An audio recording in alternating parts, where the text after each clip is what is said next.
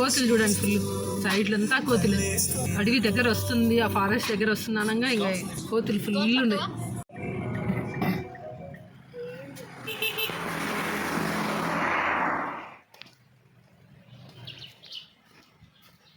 So maybe వర్షాకాలం అప్పుడు వస్తే మంచి గ్రీనరీ ఉంటుంది.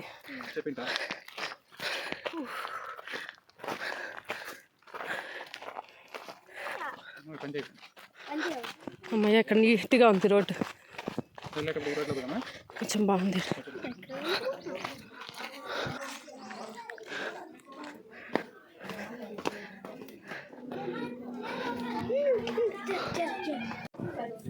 చూడు